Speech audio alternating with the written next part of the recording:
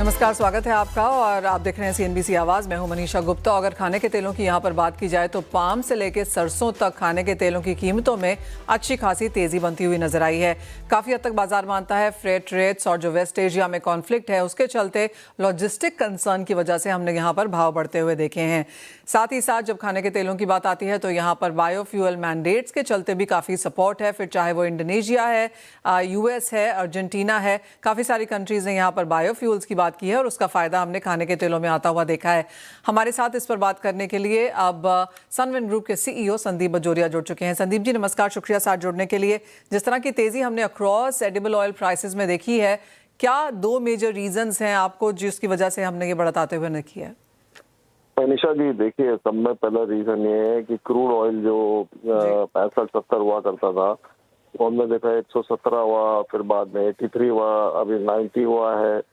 तो crude oil बढ़ने से क्या होता है कि बायोडीजल के मैंडेट जिस कंट्रीज में होते हैं ना, तो वहाँ वो लोग कोशिश करते हैं कि ज्यादा बायोडीजल बनाए वो पर्टिकुलर ऑयल से, पाम से, रेपसीड से या सोयाबीन से। तो एक तो समय बड़ा बात है। दूसरा, जो वॉर चलने से दिक्कत ये हो गई है कि जो वेसल्स है ना, जो वेसल्स यूज आते हैं वेज ऑयल के लिए, उसमें क्या एक साइड में समझो पेट्रोलियम ट्रांसपोर्ट कर रहे हैं, फिर आते समय वेज ऑयल ट्रांसपोर्ट कर रहे हैं, ऐसा तो वेसल्स का मैनेजमेंट होता है। अब चक्कर ये हो गया है कि जैसे अर्जेंटीना से सोयाबीन ऑयल आता है, तो अर्जेंटीना से सोयाबीन ऑयल का बोगी मतलब जो फ्रेट था वो $70 था।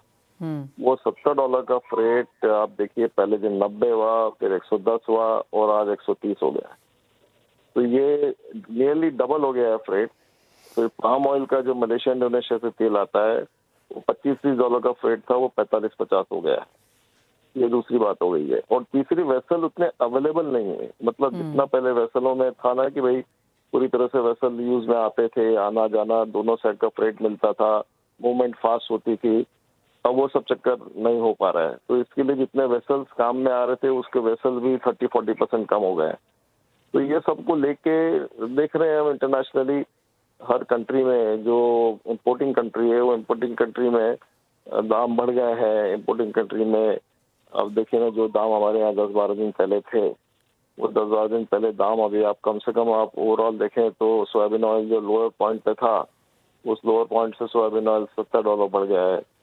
जैसे मार्च अप्रैल मई जून जुलाई का सोयाबीन ऑयल जो था 1155 था, वो अभी हो गया है 1235-40।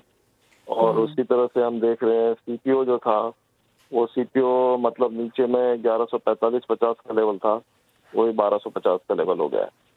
तो इस तरीके से दाम बढ़ गए हैं। और ये प्रॉब्लम जो है, कम से कम इतना अच्छा है कि रुपी स्टेडी है, रुपी डिप्रिशिएट नहीं हुआ है और नहीं हो रहा है। हाँ, नहीं तो और बढ़ जाते थे। ये ओवरऑल सिचुएशन है, अलार्मिंग सिचुएशन है, and we have to keep a track of it. And anyway, India का कम से कम इतना अच्छा है कि भाई इंडिया ने फरवरी शिपमेंट का अच्छा पाम ऑयल लिया हुआ है, 9-9.5 लाख टन का शिपमेंट होने वाला है। और तो थोड़ा सोया कम आ रहा है, थोड़ा सनफ्लावर कम आ रहा है, लेकिन पाम बढ़ गया है। तो हमें वो थोड़ा मतलब कंज्यूमर के पॉइंट ऑफ व्यू से तेल नहीं मिले ऐसी सिचुएशन नहीं है। ओके। हाँ, लेकिन दाम बढ़ गए हैं और that is the overall situation.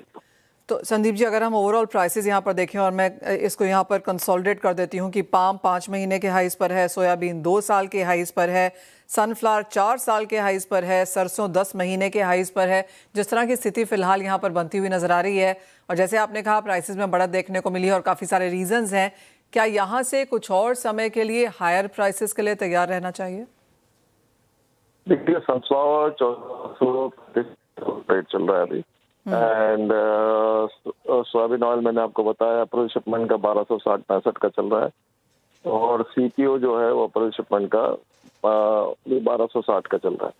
अब ये लेवल जो आ गया है, इसमें मुझे लगता है कि आदि वेसल्स की अवेलेबिलिटी में इशू बनने वाला है। और थोड़ा क्रूड भी यदि ऊंचा चलने वाला है तो हो सकता है कि अभी जो दाम चल रहे हैं उसमें और $40-50 बढ़ने की पॉसिबिलिटी हो सकती है। बट वो अभी हम क्लियर नहीं कह सकते, because it will all depend on the day to day situation. और एट द सेम टाइम ये समझ के चलिए, आज इंडोनेशिया मलेशिया में पाम का प्रोडक्शन बढ़ रहा है। अर्जेंटीना ब्राजील में भी सोया का प्रोडक्शन का भी मेन मंथ आ गया है। तो आफ्टर ऑल वहां भी वो तेल उनको तो शिप तो करना पड़ेगा ना। लेकिन बस ये दिक्कत चल रही है, इसके लिए अभी ये स्पाइक हुआ है। बट ये थोड़ी और कंटिन्यू करेगी तो और $40-50 बढ़ सकता है, वरना यदि ये धीरे धीरे ताकि सिचुएशन थोड़ी वापस नॉर्मलाइज होती है तो near by month March April shipment तो बढ़ा रहेगा, लेकिन मई जून जुलाई शिपमेंट में थोड़ा सा वापस रिट्रैक्टमेंट आ सकता है। Fair point. संदीप जी बहुत शुक्रिया साथ जुड़ने के लिए। तो क्लियरली अगर करंट सिचुएशन यहाँ पर बरकरार रहती है तो तेजी खाने के तेलों में देखने को मिल सकती है। जैसे संदीप जी ने कहा फरवरी का इंपोर्ट अच्छा खासा है तो इमीडिएट में यहाँ पर कंसर्न नहीं है, और लेकिन अप्रैल मई में कुछ बहुत चिंता यहाँ पर हायर प्राइसेस को लेकर, हायर वॉल्टिलिटी को लेकर भी देखने को मिल सकती है। well, ये तो खाने के तेलों की बात हुई, लेकिन बात अब यहाँ पर गेहूं की करेंगे, जहाँ पर सरकार को इस साल गेहूं का रिकॉर्ड उत्पादन होने की उम्मीद है। किस तरह के आंकड़े एज ऑफ नाउ यहाँ पर देखने को मिल सकते हैं, कैसे दाम रहेंगे, कैसी सरकार की स्कीम्स बन सकती हैं। बेंगानी कमोडिटीज के डायरेक्टर बिमल बेंगानी हमारे साथ जुड़े हैं। बिमल जी नमस्कार। सबसे पहले तो जो एस्टिमेट सरकार की तरफ से आए हैं उसे आप कैसे रीड करते हैं, और क्या नंबर्स के साथ फिलहाल गेहूं के लिए हम काम कर रहे हैं? नमस्कार। ये गेहूं के जो अभी रिकॉर्ड उत्पादन की बात है, सही में उत्पादन अपने यहाँ काफी अच्छा हुआ है। पिछले 2-3 साल से गेहूं का रिकॉर्ड उत्पादन है। अपने यहाँ कंजम्पशन 103 मिलियन टन का है, और गवर्नमेंट के पास भी अभी अच्छा खासा स्टॉक है। तो गवर्नमेंट ने जो एक्सपोर्ट का डिसीजन लिया, बहुत अच्छा डिसीजन लिया है। ये कोटा सिस्टम से जो एक्सपोर्ट डिसीजन है, इससे बेटर है अगर अपने ओपन कर दें तो वो और ज्यादा इजियर होगा। वैसे अभी हम लोग इंडियन मार्केट इंटरनेशनल मार्केट से काफी ऊंचे हैं। अभी एक्सपोर्ट की पोटेंशियल या एक्सपोर्ट की संभावनाएं काफी कम नजर आ रही है, लेकिन आने वाले टाइम में अप्रैल मई के टाइम में जब नई क्रॉप अपनी आएगी, उस समय बांग्लादेश एक बड़ा बायर अपने पास रहेगा।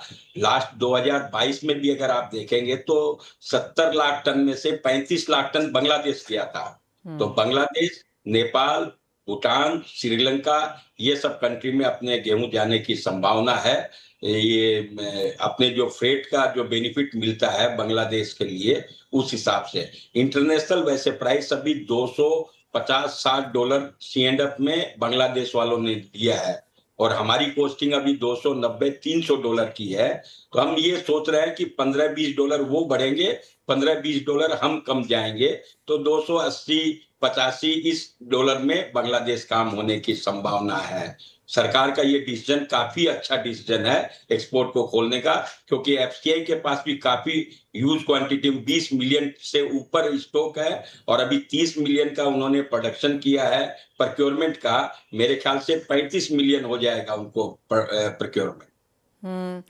तो Bimal ji as of now problem of plenty है यहाँ पर, अच्छी खासी गेहूं हमारे पास है, लेकिन एक्सपोर्ट करने के लिए कॉम्पिटिटिव हम यहाँ पर नहीं हैं। जो एक्सपोर्ट का सरकार ने यहाँ पर अलाउ भी किया था, उसमें भी बहुत ज़्यादा एक्सपोर्ट होता हुआ फिलहाल नज़र नहीं आया है, चाहे वो वीट प्रोडक्ट्स हैं या फिर वीट ही क्यों ना हो।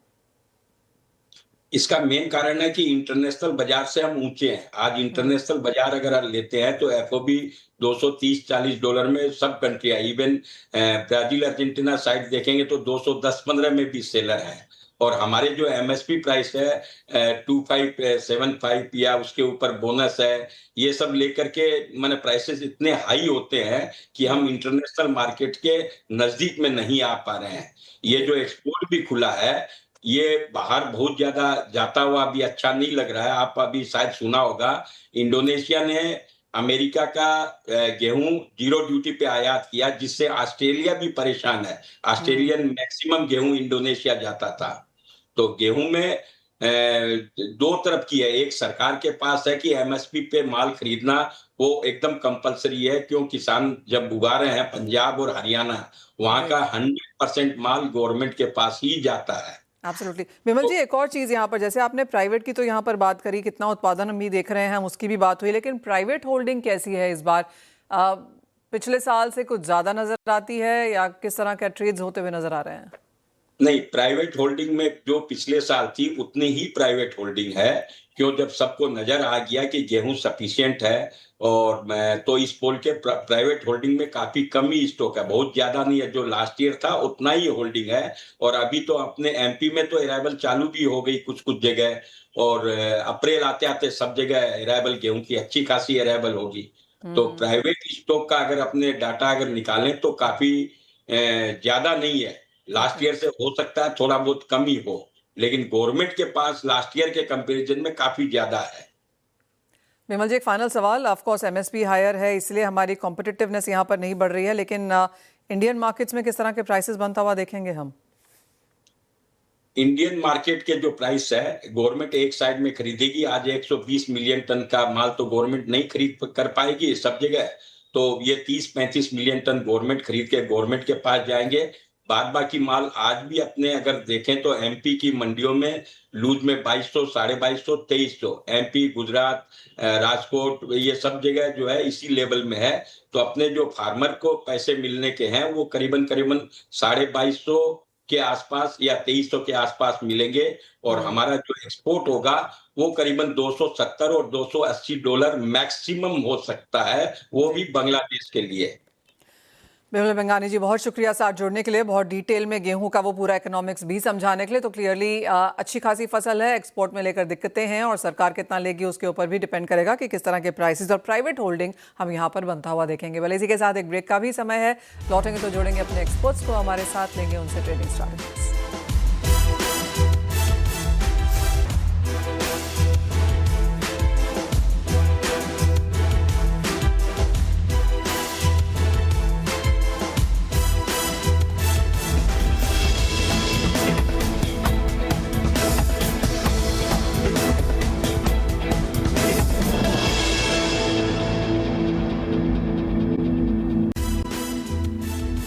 हमारे साथ अब जुड़ रहे हैं प्रो इंटेलिट्रेड सर्विसेज के founder Dinesh Somani and commodity समाचार सिक्योरिटीज के को फाउंडर अंकित कपूर। आप दोनों का कार्यक्रम में स्वागत है, और शुरुआत यहां पर कच्चे तेल के साथ ही कर लेते हैं। दिनेश जी, कैसे देखते हैं प्राइसेस, जिस तरह की $10 की मूव हर रोजाना यहां पर देखने को मिल रही है? जी बिल्कुल, काफी एक बड़ा मूव आया है। $65 से लेके $120 तक आया है, 120 से दोबारा 80 के आसपास आया। तो मुझे लगता है कि इतनी वोलेटिलिटी होने के बाद में कुछ समय के लिए कंसोलिडेशन फेज में चला जाता मुझे नजर आ रहा है। अगर इंडियन मार्केट की बात करूं तो मुझे लगता है कि 7072 डाउन साइड, ऊपर में 8285 अपसाइड, मुझे लगता है ये दायरा मेंटेन करता हुआ नजर आएगा। ओवरऑल जो सप्लाई डिस्ट्रप्शन की जो तेजी थी वो एक मूव में ही आ चुकी है। माफ कीजिएगा, अनलेस एंड अनटिल स्थिति थोड़ी सी सामान्य हो जाए, मुझे लगता है यहां से बहुत ज्यादा मंदी या बहुत ज्यादा तेजी होने की संभावना कम लगती है। 8200 के आसपास की सेलिंग एडवाइजेबल है। डाउन साइड 7500-7600 के लेवल आ सकते हैं, ऊपर में 8500 का स्टॉप लॉस मेंटेन करना चाहिए। ऑलराइट, तो कुछ बहुत मुनाफा वसूली आ सकती है। और जिस तरह से हम यहाँ मार्केट्स को फिलहाल देख रहे हैं, अंकित आप कैसे रीड करते हैं, क्योंकि अंतर्राष्ट्रीय बाजारों में इतनी तेजी नहीं है जितनी भारतीय बाजारों में है फिलहाल? बिल्कुल मनीषा मैम, जिस तरह से तेजी आई थी और $115 तक हमने देखा था, तो वो एक स्पाइक था, हो चुका है। और सप्लाई मार्केट के अंदर ऑलरेडी ज्यादा है, थोड़ा सा प्रोडक्शन कट करने की बात जरूर हो रही है, लेकिन फिर भी इतनी डिमांड मार्केट के अंदर नहीं है। तो जो भी अभी वॉलिटिलिटी दिख रही है केवल इंडियन सेंटीमेंट्स पे देखने को मिल रही है। तो जैसा दिनेश जी ने बोला, मुझे भी लगता है कि ऊपर 8000-8100 के आसपास अगर मिलता है तो क्रूड ऑयल का बिकवाली करी जा सकती है। 8500 का स्टॉप लॉस रहेगा, नीचे में 7500, 7200 तक के टारगेट्स रहेंगे, और एक ही रेंज में ही ट्रेड करता हुआ नजर आएगा। अगर ये वॉर वाली सिचुएशन जो है वो अगर थोड़ा सा खत्म होती नजर आती है तो आने वाले टाइम में हो सकता है कि वापस से वो 6500 6000 के रेंज में वापस आ जाए। तो अब इस लेवल पे खरीदारी करके चलना मुझे नहीं लगता कि यहाँ पे सही रहेगा। चांदी कैसे देखेंगे दिनेश जी, क्योंकि यहाँ पर सोने से बेहतर मूव्स देखने को मिले हैं, दोनों में ही हल्का सा जंप वापस आता हुआ नजर आया, क्योंकि बाजार को लगता है कच्चा तेल बढ़ा तो इन्फ्लेशन आएगा तो सोना खरीदना चाहिए, कच्चा तेल नहीं बढ़ा, इन्फ्लेशन नहीं आती है तो रेट कट होगा तो भी सोना बढ़ना चाहिए। दोनों ही चीजों में, सिनेरियोज में आपको लगता है सोने पे सपोर्ट रहेगा? सोने को सपोर्ट बिल्कुल निश्चित तौर से है ही, तभी 1,60,62,000 के आसपास ये ट्रेड कर रहा है। हालांकि सिल्वर ने ऊपर से काफी ज्यादा गिरावट हमने ऑलरेडी देख चुकी है। मुझे लगता है कि वॉर सिचुएशन प्रीमियम भी प्राइसेस में एडेड है, इंटरेस्ट रेट घटेगी या नहीं घटेगी ये भी प्राइसेस में एडेड है, डॉलर इंडेक्स का मूव भी प्राइसेस में एडेड है। सारे फैक्टर्स को मद्देनजर रखते हुए प्राइसेस में ना कोई अपसाइड मूव आ रहा है ना कोई डाउनसाइड मूव हमें देखते आ रहा है। ओवरऑल प्राइसेस और ट्रेडर्स दोनों कंफ्यूज है कि which side market is going to take a turn. मुझे लगता है ओवरऑल रेंज बाउंड ही रहेगा। अभी आज के स्टोर की अगर बात करूं तो मुझे लगता है 1,62,000 के आसपास का लेवल गोल्ड में एक बाय करने का ही अवसर रहेगा। एक 63,500 अपसाइड टारगेट हमें देखने मिल सकता है, लेकिन एक 61,350 का स्टॉप लॉस इसमें स्ट्रिक्टली मेंटेन करके गोल्ड में आज भी इन स्तर पर बाइंग एडवाइजेबल। ऑलराइट, एक नजर यहाँ पर कॉपर पे डालेंगे। और अंकित जी, आपने एक रिपोर्ट भी निकाली यहाँ पर कॉपर में, क्या कुछ उसमें निकल के आया है, क्योंकि यहाँ पर भी वॉलिटिलिटी अच्छी खासी है, क्या करें यहाँ पर निवेशक यहाँ से?